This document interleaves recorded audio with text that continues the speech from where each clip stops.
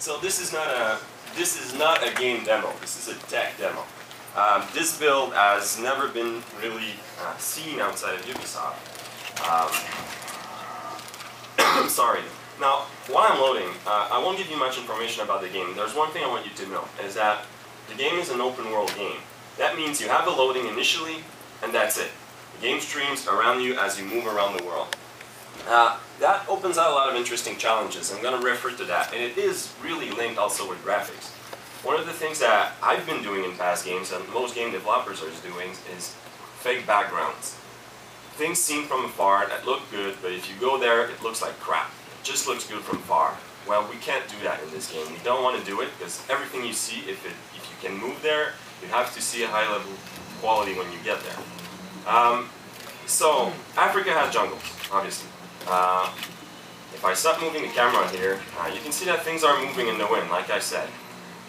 The wind is very, very light, so the kind of movement you're seeing, you can try and trust me. I'm telling you, it's not just a sinusoidal movement or something like that. It's actually a complex simulation taking into consideration the direction, the strength of the wind. But it's going to be made more obvious when I have stronger winds later on. The environment is also fully destructible.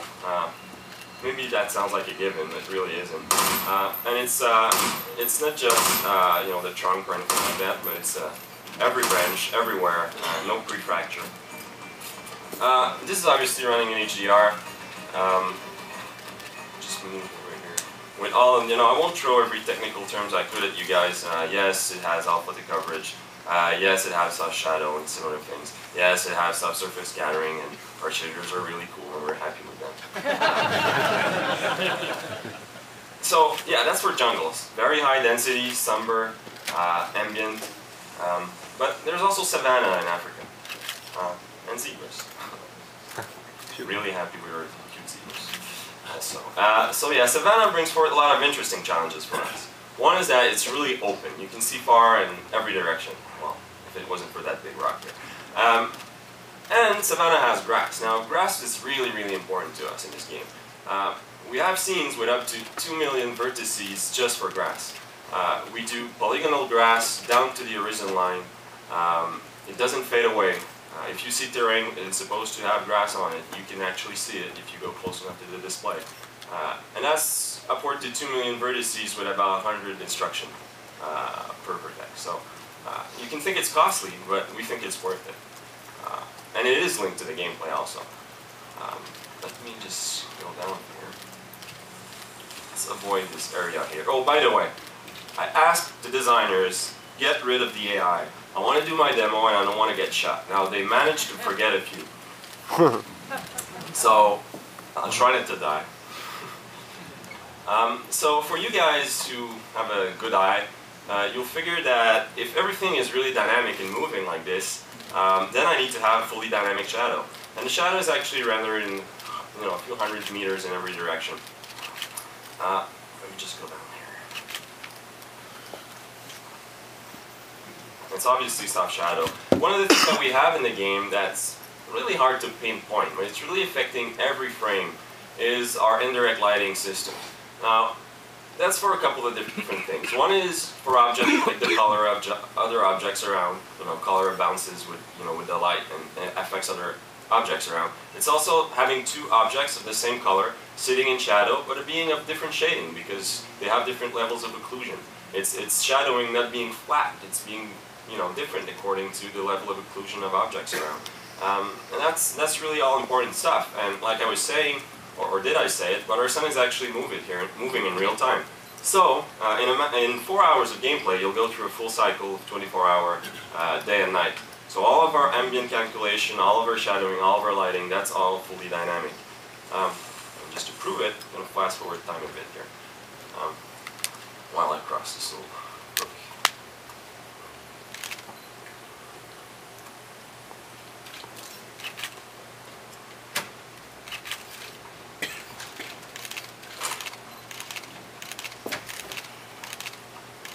And so the player is able to experience all the dynamic range of the day, the different times of day, and different atmospheres that can convey in the gaming world. And it's really linked to gameplay too, because if you play at night, you can do stealth and different things that might be harder to do during the day. we have a procedural skybox. So this is not, typically in games you'll have a beautiful painted picture for a sky, and sometimes for backgrounds also. Well, it's not the case. We have a dynamic skybox, and so we're calculating those clouds. We're actually doing parallax mapping to get a lot of volume out of them. We can change the weather. So let me call for a bit more wind here, a bit more stormy weather. So we'll see that gathering up, see the cloud building up. This is obviously in fast forward. And we get a little bit of rain. The wind is building up too. And you're going to see how the entire environment is going to react to that. The trees are going to react, and like I was saying, it's not just a sinusoidal movement, it's actually taking into consideration the aerodynamics of the trees. And it's linked to the grass, it's now starting to react to all of this. And if we're lucky, we might see a branch tear off just based on the strength of the wind, or I can help it a bit. It's tough to shoot that stuff in the wind. And stuff is picked up in the direction of the wind. Now I don't want it to rain for too long. I'm going to kill this. Bring back a sunny day.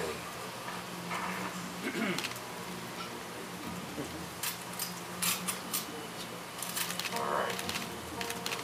Much nicer. Yeah, I didn't want it to rain for too long. The reason for that is I want to play with fire. I don't want the environment to become too wet. There's actually... No, Jesus Christ.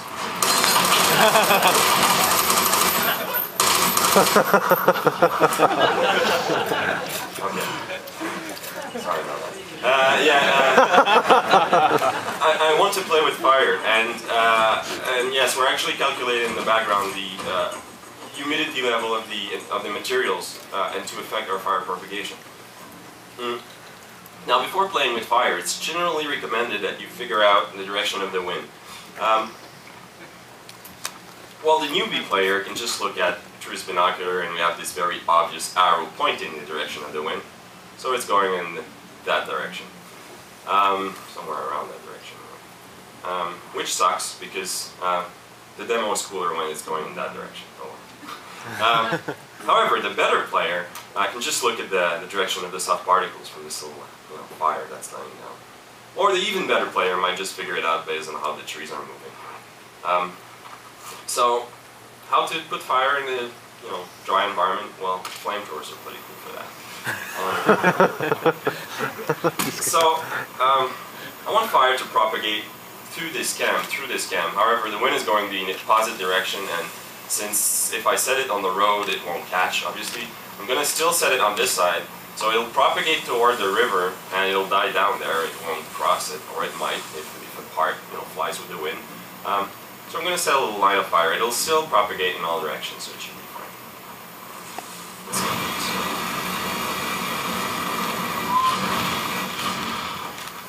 Try not to set myself on fire doing so. Just a small fire. Just a little fire. Just very small. Alright. So, fire will travel in the environment according to the direction of the wind, like I was saying. It will burn down grass, burn down any vegetation it sees in its